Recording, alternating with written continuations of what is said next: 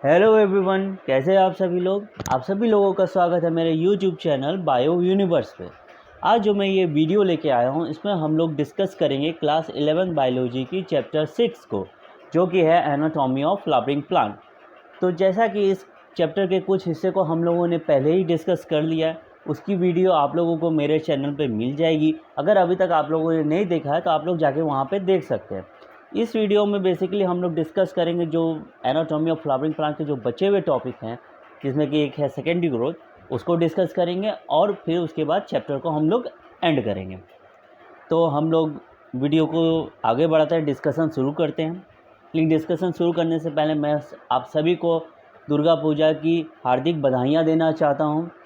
आप सभी लोगों को हैप्पी दुर्गा पूजा। खूब पढ़िए, खूब घूमिए और खूब इंजॉय कीजिए, क्योंकि ये लाइफ ही है, मेहनत करना है और फल का आना है। ठीक है, चलिए जल्दी से इस वीडियो की डिस्कशन को हम लोग आगे बढ़ाते हैं। तो आज का जो हम लोग का पहला टॉपिक है वो है सेकेंडरी ग्रोथ। तो प्राइमरी ग्रोथ के बारे में हम लोग पहले ही पढ़ लिया। जब सीड से जब छोटा सा प्लांट निकलता है, जिसको हम लोग पौधा कहते हैं, जो गमले में होता है, उसमें क्या होता है, प्राइमरी ग्रोथ होता है, छोटा छोटा पौधा। और जब उसका साइज बढ़ने लगता है, जब वो एक ट्री का शेप लेने लगे, जब पेड़ की आकार लेने लगेगा, उसी को हम लोग कहते हैं सेकेंडरी ग्रोथ। उसमें क्या होता है कि जितने भी टिश्यूज हम लोगों ने पढ़ा, एंडोडर्मिस, हाइपोडर्मिस, कॉर्टेक्स, एपिडर्मिस जो शुरुआत में थे, फिर हाइपोडर्मिस, कॉर्टेक्स, एंडोडर्मिस, पेरिसाइकिल, फिर उसके बाद वस्कुलर बंडल और पीथ, तो वो सभी के सेकेंडरी टिश्यू भी बनते हैं। और यहाँ पे कुछ नए टिश्यू ऐड हो जाते हैं, जिसमें होता है, जिनका नाम है वस्कुलर कैम्बियम। तो वस्कुलर कैम्बियम क्या है, ये अभी हम लोग आगे देखेंगे। तो हम लोग अपने डिस्कशन को शुरू करते हैं। तो प्राइमरी ग्रोथ हम लोगों ने पढ़ लिया। अब सेकेंडरी ग्रोथ, तो सेकेंडरी ग्रोथ में अभी बता दिया मैंने कि क्या होता है। तो सेकेंडरी ग्रोथ जब होता है तो उसमें कौन कौन से टिश्यू आते हैं ये देख लेते हैं। देखिए, मैंने अंडरलाइन भी किया हुआ है। The tissues involved in secondary growth are the two lateral meristems, vascular cambium and cork cambium. तो हम लोगों ने देखा था कि तीन तरह के मेरिस्टेम होते हैं, एपिकल मेरिस्टेम, इंटरकैली मेरिस्टेम और लेटरल मेरिस्टेम। जो एपिकल और इंटरकैली मेरिस्टेम है ना, वो प्राइमरी ग्रोथ में आ जाएगा और सेकेंडरी ग्रोथ में आएगा लेटरल मेरिस्टेम। तो जब सेकेंडरी ग्रोथ होगा तो उसमें दो टाइप के टिश्यू इन्वॉल्व होंगे, उनका ग्रोथ होगा और उनका डेवलपमेंट भी होगा। क्या क्या होंगे, वस्कुलर कैम्बियम और कॉर्क कैम्बियम। चलिए एक एक करके समझते हैं कि ये होता क्या है। सबसे पहले आता है वस्कुलर कैम्बियम। तो वस्कुलर कैम्बियम कहेंगे कि ये एक ऐसा मेरिस्टेमेटिक लेयर है जो कि जाइलम और फ्लोएम के बीच में आता है और दोनों को डिवाइड करता है, तो उसको कहते हैं हम लोग वस्कुलर कैम्बियम। तो वस्कुलर क्यों कह रहे हैं, क्योंकि वस्कुलर बंडल में पाया जा रहा है। वस्कुलर बंडल क्या होता है, जाइलम एंड फ्लोएम। और मेरिस्टेमेटिक लेयर क्यों कह रहे हैं, क्योंकि इसमें एक्टिव सेल डिवीजन होगा। ये सेल डिवीजन करेगा, फिर उसके बाद रिंग बनाएगा और फिर उनको डिवाइड करेगा और इससे लेंथ बढ़ते जाएगा। ओके, ठीक है।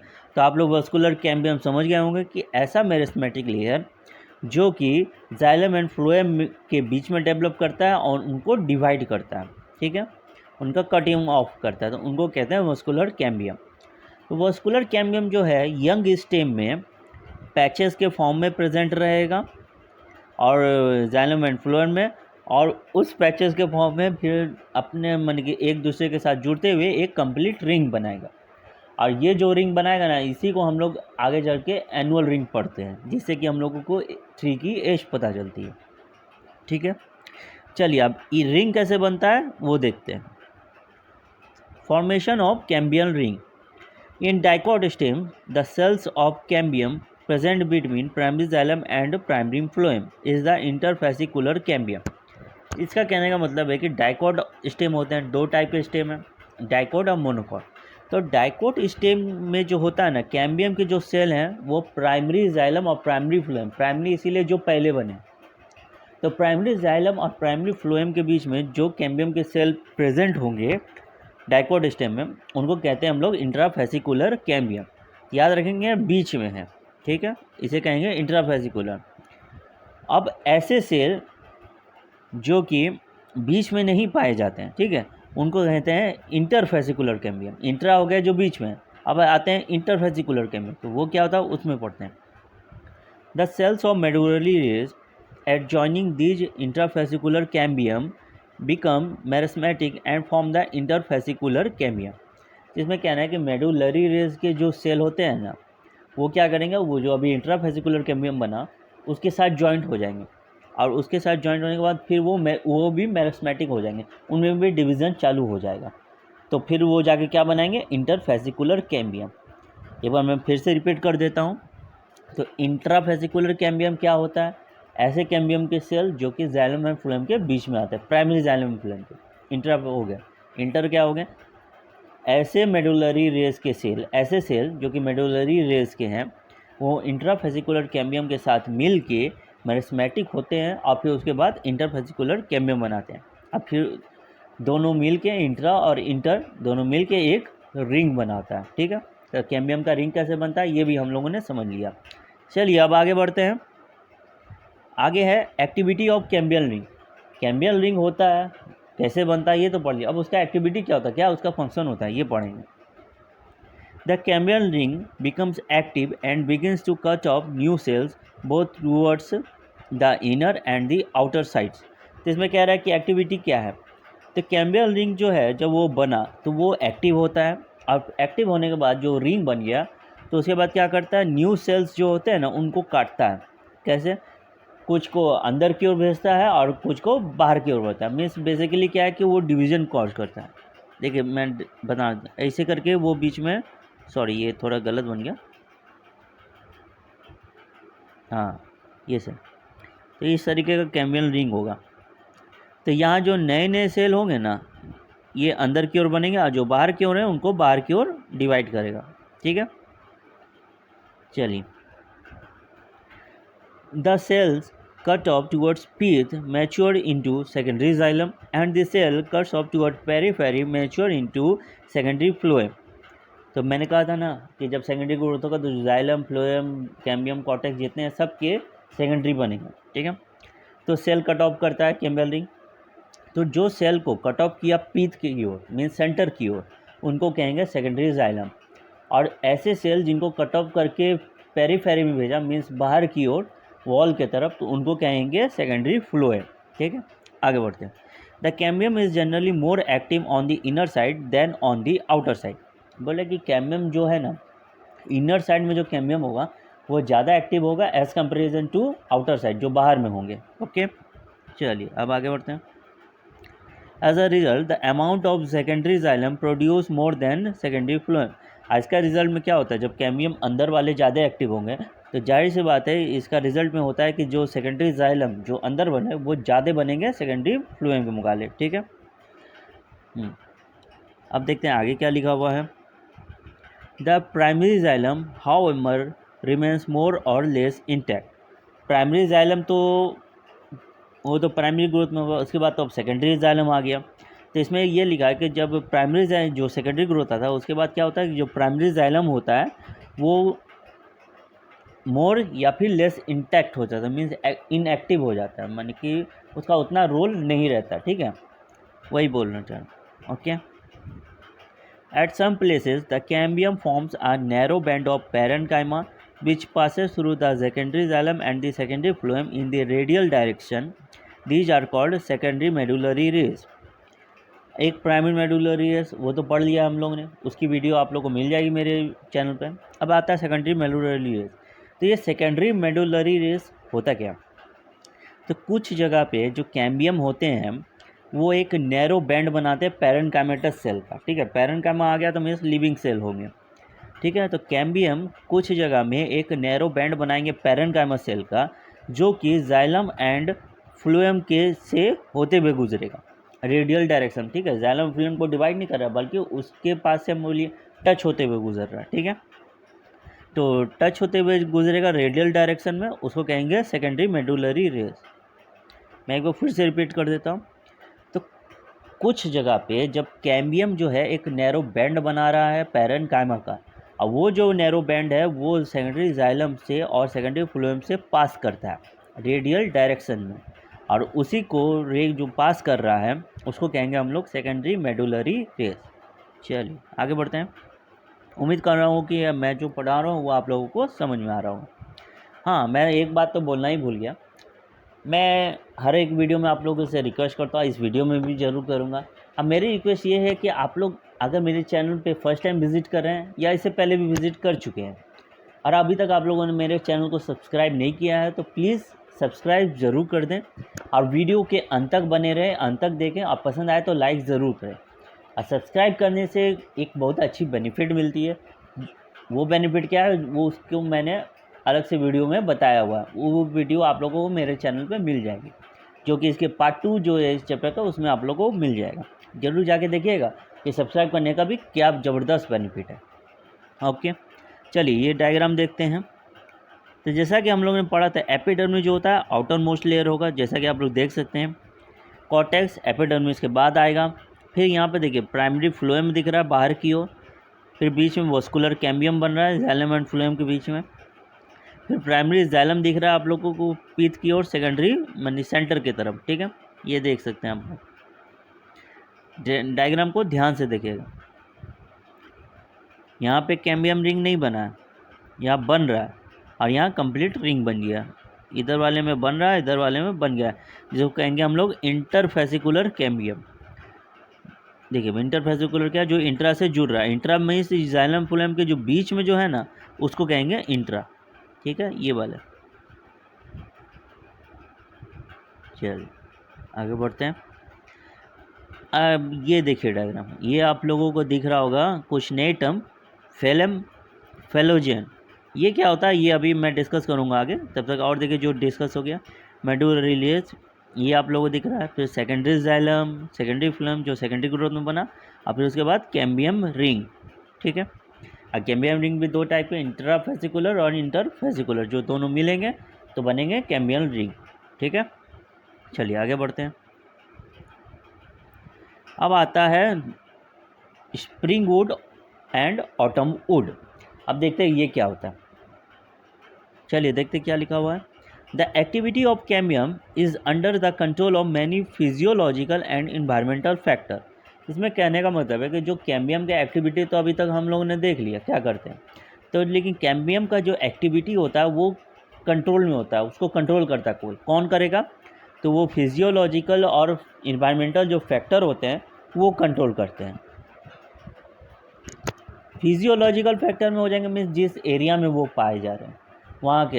एनवायरनमेंट तो आप लोगों को पता है जो एटमॉस्फेयर करेगा। ठीक है, चल। In temperate region the climatic condition are not uniform throughout the year. ये तो हम लोग जानते हैं कि जो टेम्परेट रीजन होता है ना, वहाँ पे क्लाइमेटिक कंडीशन एक समान नहीं होता है, पूरे साल यूनिफॉर्म नहीं रहता। वो मैंने क्या होता है कि ज़्यादा तेज़ी से बदलता है। जैसे कि हम लोग का यहाँ गर्मी ठंडा ये सब यूनिफॉर्म में, लेकिन वहाँ नहीं है। ठंडा होगा तो ज़्यादा ठंडा ही होगा, इसीलिए ये लोग को टेम्परेट रीजन में बोलते हैं। और ये किस में होगा? आप लोग ज्योग्राफी पढ़े होंगे, कितने डिग्री में आएगा? तो अबव 45 डिग्री पे। ओके, चलिए। In the spring season cambium is very active and produce a large number of xylary elements having vessels with wider cavities. The wood formed during this season is called spring wood or early wood. In winter, the cambium is less active and forms fewer xylary elements that have narrow vessels, and this wood is called autumn wood or late wood. तब दो तरह के would होते हैं, autumn would और spring would. क्या होते हैं? तो स्प्रिंग सीज़न होता है, ऋतु वाला जो बोलते हैं हिंदी में, ऋतु सीज़न। तो स्प्रिंग सीज़न में क्या होता है, जो कैम्बियम जो बना ना, तो वो ज़्यादा एक्टिव होगा। ठीक है, स्प्रिंग सीज़न में कैम्बियम ज़्यादा एक्टिव होगा और वो क्या फॉर्म करेगा? लार्ज नंबर में ज़ैलरी एलिमेंट प्रोड्यूस करेगा। और ज़ैलरी एलिमेंट जानते हैं जो जाइलम वाले होते हैं, जो वाटर कंडक्शन और मिनरल वाले कंडक्शन करें। ठीक है, तो स्प्रिंग सीजन में कैम्बियम ज़्यादा एक्टिव रहेगा और लार्ज नंबर में ज़ैलरी एलिमेंट प्रोड्यूस कर रहा है, जिसमें कि वेजल्स होंगे, और वेजल्स जो होंगे उनमें वाइडर कैविटी होगा, मीन्स बड़ा बड़ा कैविटी उसमें रहेगा। और तो ऐसे जो वुड बनेंगे ना इस सीज़न में, उनको कहते हैं स्प्रिंग वुड और अर्ली वुड। तो देखिए स्प्रिंग वुड तो नाम से पता चला, जो स्प्रिंग सीजन में जो वुड बनेगा उनको कहते हैं स्प्रिंग वुड। इनमें खासियत क्या होती है ये आप लोग को इससे पता चलेगा। फिर विंटर आता है। विंटर में क्या होता है कि वहाँ पे भी वुड बनते हैं, उनको कहते हैं ऑटम वुड और लेट वुड। लेकिन विंटर में क्या होता है, कैम्बियम ना लेस एक्टिव हो जाता है, कम एक्टिव रहता है, स्प्रिंग के जैसा नहीं रहता, कम एक्टिव रहेगा और ज़ैलरी एलिमेंट भी कम बनाएगा। और उसमें जो वेजल्स होते हैं ना वो नैरो होंगे, उनका वाइडर कैविटी नहीं होगा। और ऐसे वुड को हम लोग कहेंगे ऑटम वुड और लेट वुड। ओके, तो स्प्रिंग सीजन में बने स्प्रिंग वुड, विंटर सीजन में बने ऑटम वुड। चलिए आगे बढ़ते हैं। स्प्रिंग वुड जो होते हैं वो कलर में बहुत ही लाइट होते हैं और उनका लोअर डेंसिटी होता है, और जो ऑटम वुड होते हैं वो डार्कर होंगे और उनका हायर डेंसिटी होगा। ठीक है, ये डिफरेंस याद रखिएगा। स्प्रिंग वुड लाइट होंगे कलर में और डेंसिटी कम होगा, ऑटम वुड का डार्क होंगे कलर में और डेंसिटी हाई होगा। ठीक है, और ये दोनों जो वुड है ना ये क्या करते हैं, ये एक अल्टरनेट कंसेंट्रिक रिंग बनाते हैं, और यही अल्टरनेट कंसेंट्रिक जो रिंग होता है इसको कहते हैं हम लोग एनुअल रिंग। और एनुअल रिंग से क्या होता है, जैसा कि हम लोग जानते हैं जब भी किसी ट्री का एज पता करना है कि कितने साल पुराना है, ये एनुअल रिंग से पता चलता है। ठीक है, एनुअल रिंग कैसे होता है बनाते हैं, जैसे कि एक ऐसे गोल रहेगा बड़ा, फिर उसके अंदर, फिर उसके अंदर, फिर उसके अंदर, खैर ये सटा सटा होता है। तो जितने एनुअल रिंग होंगे उतने एज होंगे। ओके, चलिए अब आता है हर्टवुड और सैपवुड। अब ये क्या होता है ये पढ़ लेते हैं। In old trees the greater part of secondary xylem is dark brown due to the deposition of organic compounds like tannin, resins, oil, gums, aromatic substances, and essential oil in the central or innermost layers of the stem. These substances make it hard, durable, and resistant to the attacks of microorganisms and insects. This region comprises dead elements with highly lignified walls and is called heartwood. The heartwood does not conduct water, but it gives mechanical support to the stem. तब इसमें कहने का है कि इसका मतलब क्या हुआ, इसमें कहना चाह रहा है जो पुराने पेड़ होते हैं ना उसमें जो सेकेंडरी जाइलम होते हैं, क्योंकि सेकेंडरी ग्रोथ हुआ, तो सेकेंडरी जाइलम के जो ज़्यादातर जो पार्ट हो गए ना वो डार्क ब्राउन कलर के दिखेंगे। ठीक है, डार्क ब्राउन दिखेंगे सेकेंडरी जाइलम के ज़्यादा पार्ट। क्यों दिखेंगे डार्क ब्राउन, क्योंकि उनमें ऑर्गेनिक कंपाउंड का डिपोजिशन होता है। क्या क्या, टैनिन का, रेजिन का, ऑयल का, गम का, एरोमेटिक का, देखिए यहाँ लिखा हुआ है, इन सभी का डिपोजिशन होता है सेकेंडरी जाइलम में, इस वजह से वो डार्क ब्राउन दिखता है। अब फिर उसके बाद क्या होगा, ये मैंने उसके सेंट्रल और इनरमोस्ट लेयर में रहेगा। तो इस सब्सटेंस के थ्रू क्या है ना कि जो सेकेंडरी जाइलम है ना वो हार्ड हो जाता है। जो पेड़ के में लकड़ी हार्ड होते हैं, ड्यूरेबल होते हैं, लंबे समय तक चलते हैं, और रेजिस्टेंट भी होते हैं कि उनमें कोई भी माइक्रो ऑर्गेनिज्म, कोई भी दीमक उमक होता है ना वो जल्दी नहीं लगता, कीड़े से ही सबसे फ्री होते हैं। तो ऐसे वुड जिनमें कोई कीड़ा नहीं लगेगा, रेजिस्टेंस होंगे, ड्यूरेबल होंगे और हार्ड होंगे, और जिनके सेकेंडरी जाइलम डार्क ब्राउन दिखेंगे, वैसे वुड को हार्ड वुड कहते हैं। ठीक है, तो हार्ड वुड का काम क्या है, देखिए हार्ड वुड में क्या है कि सब डेड ही सेल्स होंगे, तो इस वजह से क्या है कि वो कंडक्शन नहीं करेगा वाटर का। ठीक है, सेकेंडरी जाइलम है लेकिन यहाँ पे डेड सेल है, इस वजह से क्या है कि वो वाटर का कंडक्शन नहीं करेगा, वो क्या करेगा, मैकेनिकल सपोर्ट प्रोवाइड करेगा। अब आता है दूसरा सैपवुड, वो क्या है वो भी पढ़ लेते हैं। The peripheral region of the secondary xylem is lighter in color and is known as the sapwood. It is involved in the conduction of water and mineral from root to leaf. अब कह रहा है कि जो peripheral reason जो होते हैं ना सेकेंडरी जाइलम के में से, वहाँ से सेंट्रल वाले हार्डवुड में सेंटर में जमा हो रहा था जो सब्सटेंस जमा होता है। अब क्या है, सैपवुड में जो सेकेंडरी जाइलम होते हैं ना उनके बाहरी पार्ट जो वॉल वाले पार्ट होते हैं पेरिफेरल, वो पार्ट जो होते हैं लाइटर होते हैं कलर में, अंदर जो डार्क मिल गया लेकिन बाहर वाले लाइटर होंगे कलर में, और वहाँ डिपोजिशन ये सब सब्सटेंस का नहीं होता है, तो जिस वजह से उनको कहते हैं सैपवुड। ठीक है, तो पेरिफेरल वाले डार्क नहीं होंगे कलर में, लाइटर होंगे कलर में, और वो कहलाएंगे सैपवुड। किसके पेरिफेरल, सेकेंडरी जाइलम के, इसका ध्यान रखिएगा। तो जो सैपवुड बनेंगे ना वो कंडक्शन करेंगे वाटर का भी, मिनरल का भी, रूट से कंडक्शन करके लीफ तक पहुँचाएँगे। ठीक है, चलिए आगे बढ़ते हैं। अब आता है कॉर कैम्बियम। तो वस्कुलर कैम्बियम समझ गए हम लोग, अब आता है कॉर कैम्बियम। इसमें देखें क्या लिखा हुआ, the stem continue to increase in girth due to the activity of vascular cambium. The outer cortical and epidermis layer get broken and need to be replaced to provide new protective cell layers. इसका कहने का मतलब है जब secondary growth होता है ना तो स्टेम कंटिन्यू ग्रो करता है। ठीक है, क्योंकि उसमें वस्कुलर कैम्बियम का एक्टिविटी चल रहा है। वो क्या कर रहा है हम लोग देख रहे हैं, जाइलम फिलम में डिवीजन, नया सेल को अंदर, बायो सेल को बाहर, तो साइज बढ़ते जा रहा है, सेकेंडरी ग्रोथ होते जा रहा है। तो जो प्राइमरी जो पहले के जो कॉर्टेक्स होते हैं और जो एपिडर्मिस होते हैं लेयर वो टूट जाते हैं और वो रिप्लेस्ड हो जाते हैं, वो नए लेयर से रिप्लेस्ड हो जाएंगे ताकि नया प्रोटेक्टिव सेल लेयर आ सके, प्रोटेक्शन दे सके। वो क्या क्या होते हैं पढ़ते हैं। तो पहले होते हैं कॉर कैम्बियम और फेलोजेन। किससे रिप्लेस होंगे? तो पहले होंगे कॉर कैम्बियम और फेलोजेन जो कि मेरिस्मेटिक होगा। याद रखें, कॉर कैम्बियम और फेलोजेन मेरिस्मेटिक होगा, क्योंकि सेल डिवीजन होगा तभी ना ये सेकेंडरी ग्रोथ करेगा, इसीलिए मेरिस्मेटिक है। ठीक है, ये कॉर्टेक्स रीजन में डेवलप करेंगे। कॉर कैम्बियम और जो फेलोजेन है वो कॉर्टेक्स रीजन में डेवलप करेंगे। देखिए यहाँ पे लिखा हुआ भी है, कॉर्टेक्स रीजन में डेवलप करेंगे। ठीक है, phellogen is a couple of layers thick, ये 2 लेयर के होंगे phellogen. It is made of narrow thin walled and nearly rectangular cells. Phellogen cuts off cells on both sides. The outer cell differentiated into cork or phloem, while the inner cell differentiated into secondary cortex or phloem. अब क्या है कि cork cambium और phellogen तो समझ गए, जब secondary growth होगा तब ये आएंगे। कहाँ आएंगे? तो कॉर्टिकल रीजन में आएंगे। इसमें कैसे सेल हो जाएंगे? रेक्टेंगुलर, जो रेक्टेंगल शेप के होंगे वो सेल पाए जाएंगे। रेक्टेंगल तो आप लोग जानते ही है, ऐसे रेक्टेंगल सेल्स शेप के पाए जाएंगे, थिन वॉल्ड होंगे और नैरो होंगे।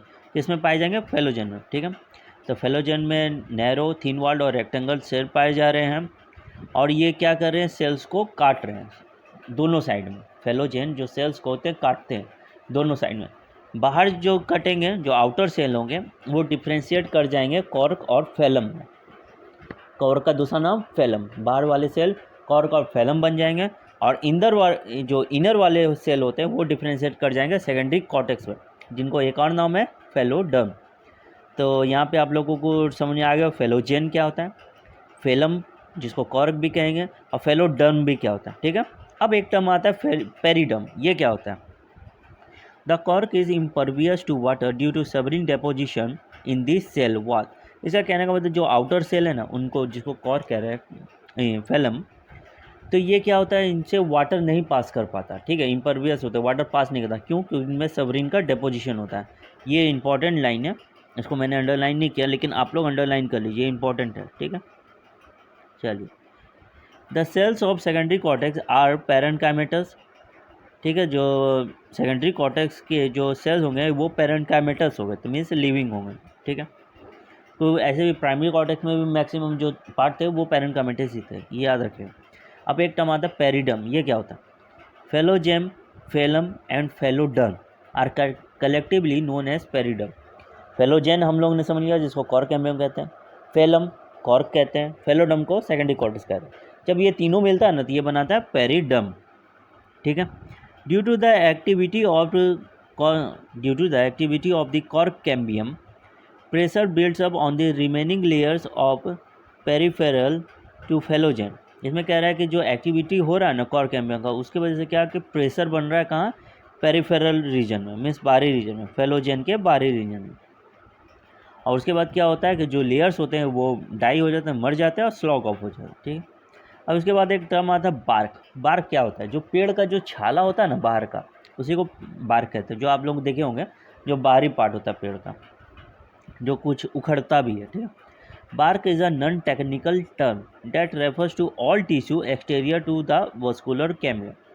तो वस्कुलर कैम्बियम के बाहर में जितने टिश्यू होंगे, अभी देखा पेलोडम, फेलम, फिर पेरिडम, ये सब जितने भी होंगे, फेलोजेन, ये सब जितने भी होंगे वस्कुलर कैम्बियम के बाहर एंडोडर्म में, सबको कहेंगे बार्क। ठीक है, bark refers to number of tissues, periderm and secondary phloem. तो बार्क में क्या क्या आ जाएंगे? पेरिडम आ जाएंगे। पेरिडम में क्या आ जाएंगे? फेलोजेम, फिर फेलम, और एक और था मैं भूल रहा हूँ, ये क्या था? हाँ, फेलम, फेलोडम और फेलोजेम। ठीक है, तो ये आ जाएंगे फेलम, फेलोजेन और फेलोडम, ये आ जाएंगे पेरिडम में, और एक आ जाएगा सेकेंडरी फ्लोएम। तो ये आ जाएंगे किस में? बार्क में। ठीक है, अब बार्क जो होते हैं वो 2 तरह के होते हैं, अर्ली और सॉफ्ट बार्क, लेट और हार्ड बार्क। जो बार्क पहले बनेंगे उनको कहेंगे अर्ली, और वो सॉफ्ट होंगे अर्ली सीजन में, और जो बार्क सीजन के लास्ट में बनेंगे उनको कहेंगे लेट बार्क और हार्ड बार्क। ठीक है, चलिए आगे बढ़ते हैं। अब एक आता है टर्म लेंटिकल्स, वो क्या होता है पढ़ लेते हैं। At certain region the phellogen cut off closely arranged parenchymatous cells on the outer side instead of cork cells. This parenchymatous cell soon rupture the epidermis, forming a lens-shaped opening called lenticles. अब lenticles क्या होता है?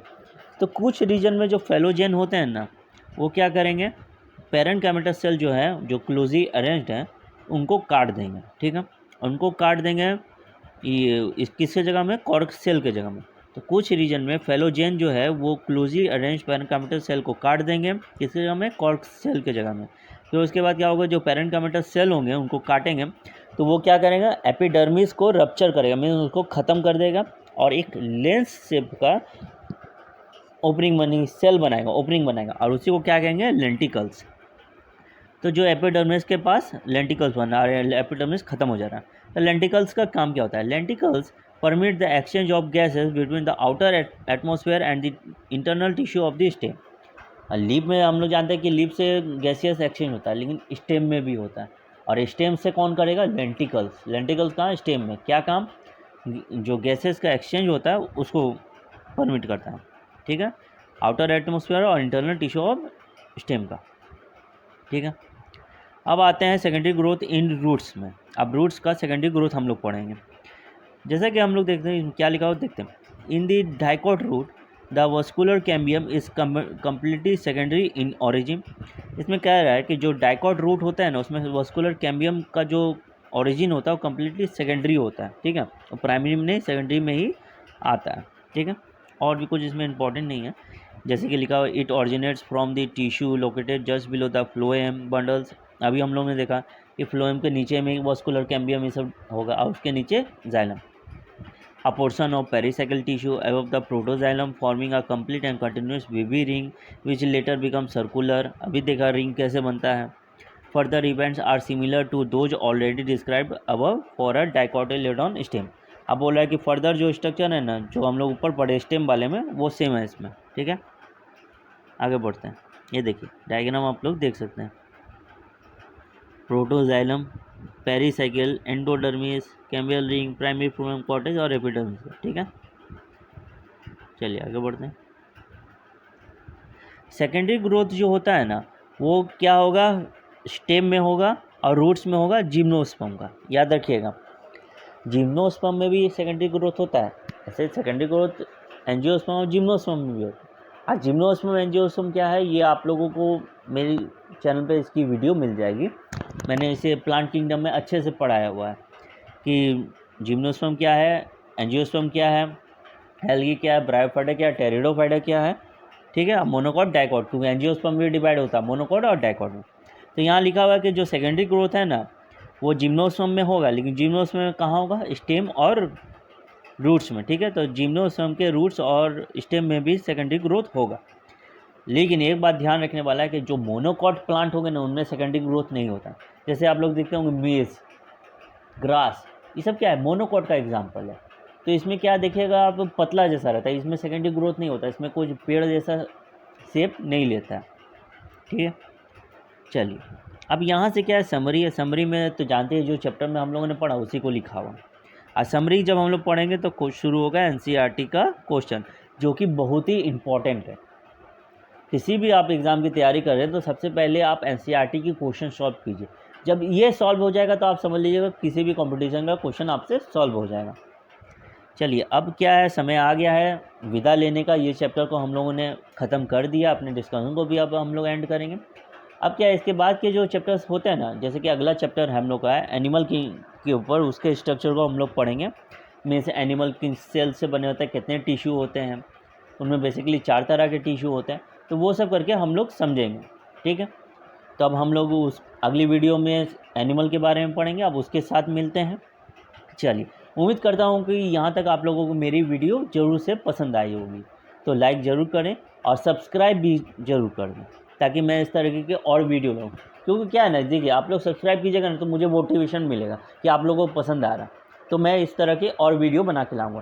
क्योंकि मैंने अभी target लिया कि मैं 11 और 12 की बायोलॉजी पे बनाऊँगा वीडियो, फिर उसके बाद मैं बनाऊँगा ग्रेजुएशन की बायोलॉजी पे, क्योंकि मेरा बॉटनी ऑनर्स है, उस पर मैं बनाऊँगा।